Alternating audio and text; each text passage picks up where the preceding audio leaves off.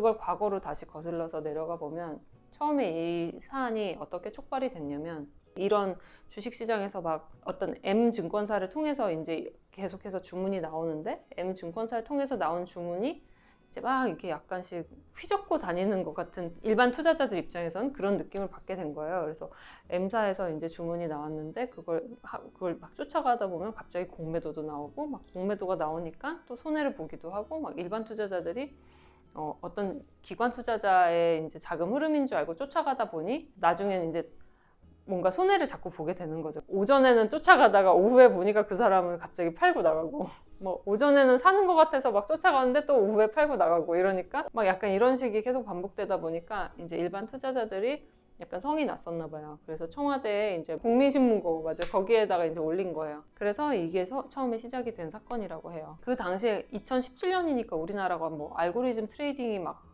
많던 때가 아니잖아요. 알고리즘 트레이딩 얘기가 많이 이제 나온 게 2021년, 2년 이렇거든요.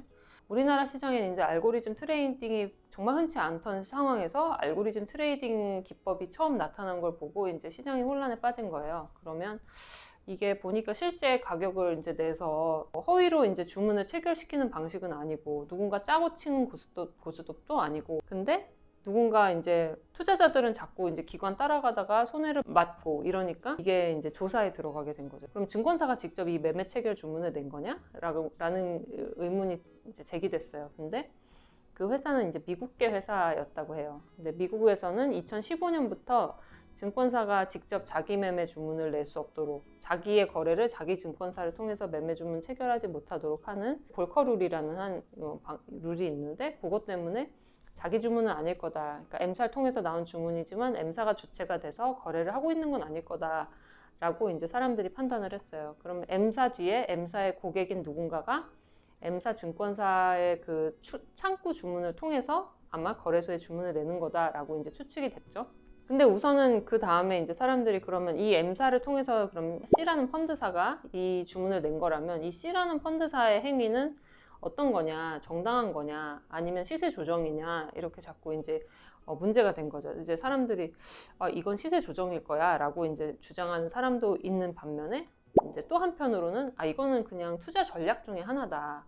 왜냐하면 상대방하고 어떤 통정 행위, 뭐 서로 이제 의사소통 해가지고 내가 주문 낼 테니까 너가 사, 이렇게 해서 허위로 가격을 만드는 행위는 아니다. 그리고 원래 롱숏 전략이라고 해서, 아니 유리하면 가격이 올라갈 것 같으면 사는 주문을 내고, 아니 봤는데 추세가 전환될 것 같아서 나빠질 것 같으면 파는 전략 내는 건 너무 당연한 건데 이게 왜 문제냐. 세 번째는 이런 알고리즘 트레이딩은 외국에서 되게 흔한 거고, 이런 것들을 막으면 외국인 투자자들이 우리나라에 들어오지 않을 거다. 이런 식의 전략들, 얘기들이 계속 이제 공방이 오고 간 거예요. 이것과 관련해서 2019년도에 그 이제 시장 감시 우선은 1차적으로 처분을 내렸어요. 한국거래소에서는 이제 거래소 회원사들에게 제재를 내릴 수가 있거든요. 이런 주문을 받아서 대신 체결하게 해준 증권사를 제재하는 어떤 그런 결정을 내렸어요. 그거는 이제 증권사에 대한 결정이었기 때문에 그냥 그 사람들은 창구 역할만 해준 건데도 이제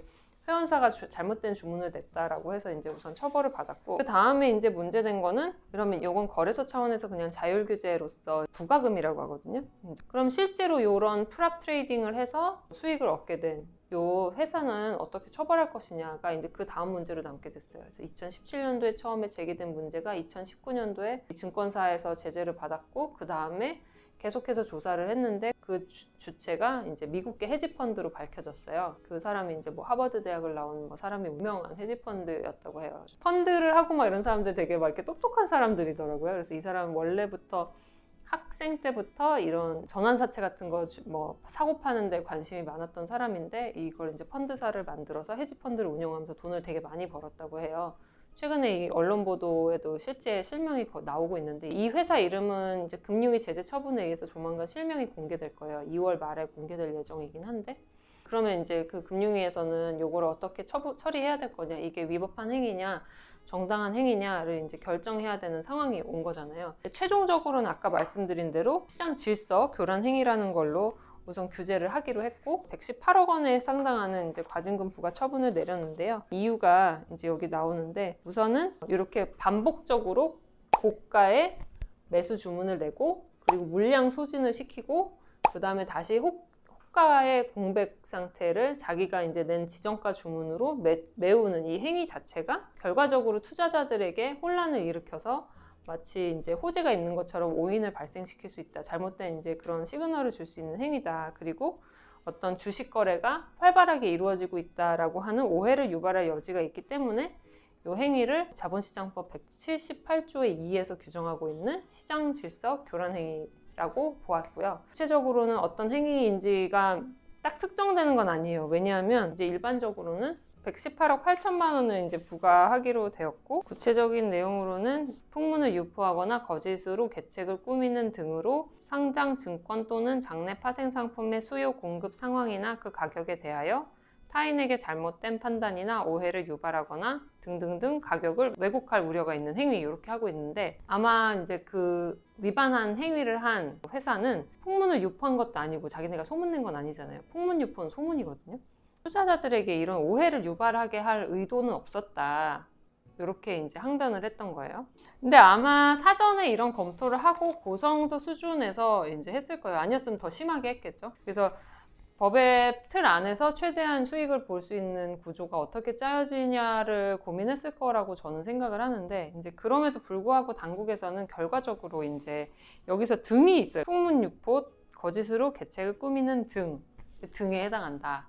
등은 예시인 거 아니냐, 그 앞에 것들은. 그러니까 구체적으로 소문을 유포하지 않았고 거짓으로 계책을 꾸민 건 아니지만 그 등에 해당해서 결과적으로 오해를 유발시켰고 투자자들에게 또 가격을 왜곡시킨 부분이 있지 않냐라고 해서 이제 요 결정을 내린 거고, 그래서 118억 8천만 원의 상당의 과징금 부과 처분을 내리게 되었습니다.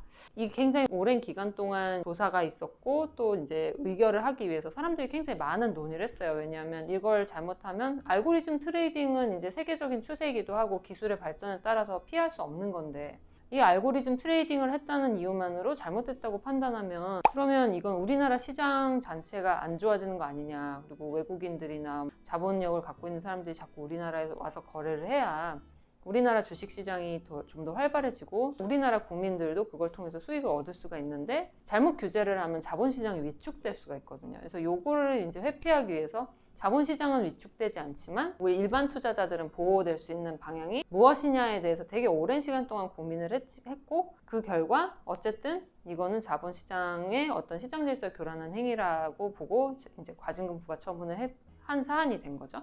근데 여기서 중요한 거는 이걸 반드시 이제 앞으로 고빈도 알고리즘 매매는 다 불법적인 거냐, 그게 아니라는 거죠. 가장 적절하게 투자자 보호에 유리한 방향으로 할 수 있도록 유도하기 위해서 이제 당국에서 시행한 몇 가지가 이제 발표가 됐습니다. 이게 사실 어떤 의미에서는 좀 중요한 부분도 있는데요. 우선 첫 번째로는 거래자 등록제라는 걸 실시를 하게 됐습니다. 그래서 2023년 1월 25일부터 이 제도가 시행이 돼요. 3개월의 유예 기간을 거쳐서 4월 25일부터는 등록이 의무화됩니다. 그래서 고빈도 알고리즘 매매 방식을 활용하고자 하는 어떤 투자자나 회사는 이제 거래소에 이 사실을 사전 등록을 해야 되고, 거래소에서는 등록 거래자별로 별도로 이제 식별 코드를 이제 부여를 하기로 한다고 합니다. 그래서 거래 모니터링을 할 예정이고요. 두 번째로는 시장 감시 기준을 제공하기로 했고요.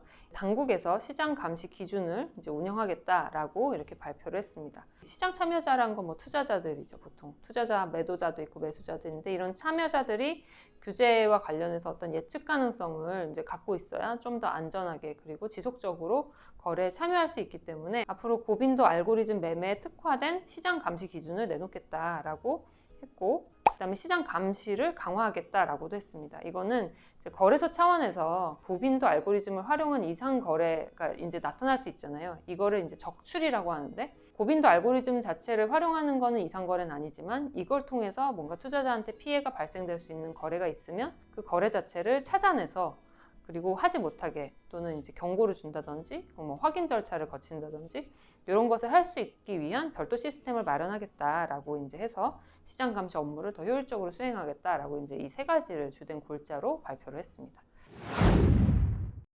1월 26일자 보도자료 통해서 이제 우리 확인할 수 있는 내용들에 대해서 우선 설명을 드렸고, 과거에 있었던 사건이 지금의 이제 이렇게 과징금부과 처분이 이르기까지 그런 과정들을 한번 살펴보고, 또 앞으로 시행될 제도에 대해서도 설명을 드렸습니다. 혹시 뭐 알고리즘 트레이딩이나 이제 고빈도 알고리즘 매매 관련된 시스템 개발을 하시는 분들, 그런 분들은 이제 이런 제도를 한번 참고를 하시고, 앞으로 이제 이런 트레이딩의 그런 시스템을 활용할 때는 등록제가 실시된다는 거, 그리고 일정한 요건을 또 갖춰서 전산 설비가 안전하다는 걸 입증해야 된다, 뭐 이런 것들도 한번 참고를 해보시면 좋을 것 같습니다. 그래서 오늘은 이렇게 자본시장과 관련돼서 우리가 고빈도 알고리즘 매매와 관련된 이제 처분에 대해서 살펴봤습니다.